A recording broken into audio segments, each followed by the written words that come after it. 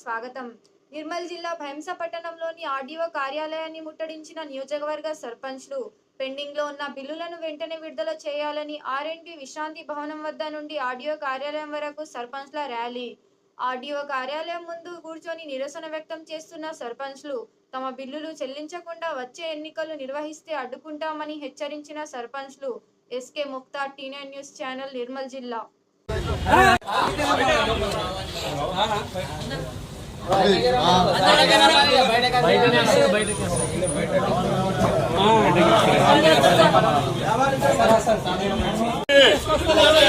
సర్పంచుల పెండింగ్ బిల్లులండి, సర్పంచుల పెండింగ్ బిల్లులండి.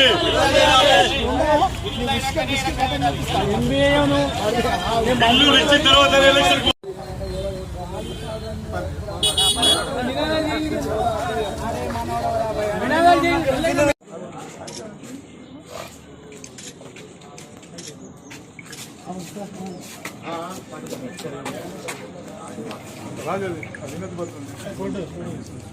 వరకు గత 5 సంవత్సరాల సర్పంచుల కాలం మేము ముగియడం జరిగింది.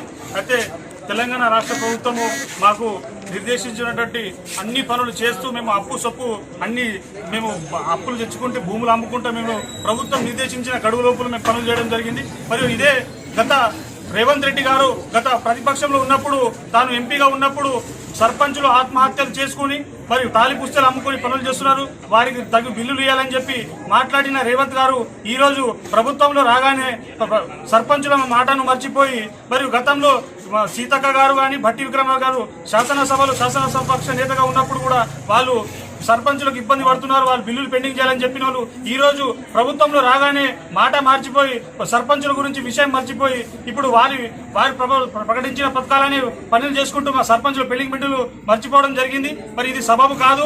మీరు ఏదైతే మీరు ప్రతిపక్షంలో ఉన్న మాటను ఈ రోజు మీరు నిలబెట్టుకోవాలని మేము రేవంత్ సర్కార్ను హెచ్చరిస్తున్నాము. మరియు రాబోయే స్థానిక సంస్థల ఎన్నికల్లో మేము ఖచ్చితంగా ప్రజల సహకారంతో అడ్డుకుంటామని మేము తెలియజేస్తున్నాము.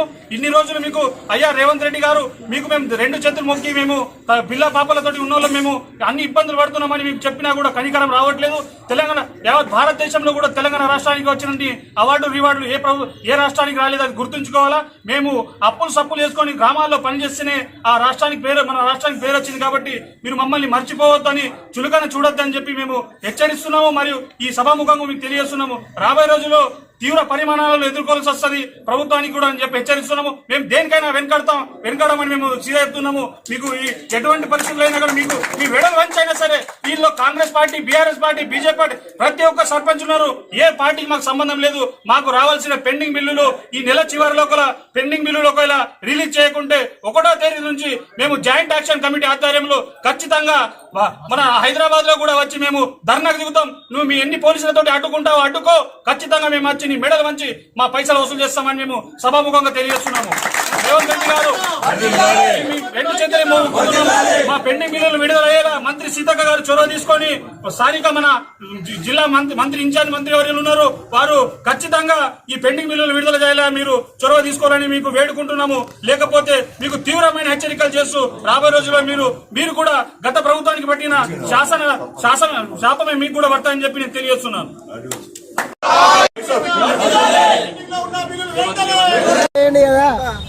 నా ఫోన్ ఇచ్చిన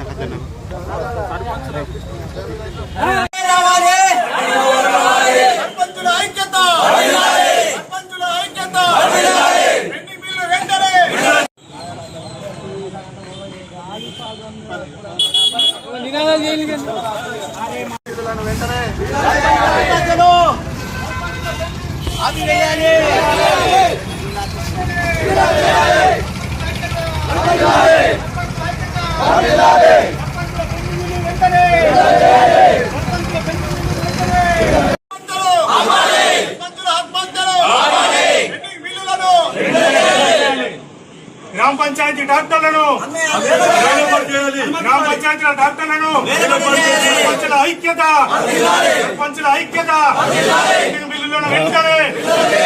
బిల్లులను వెంటనే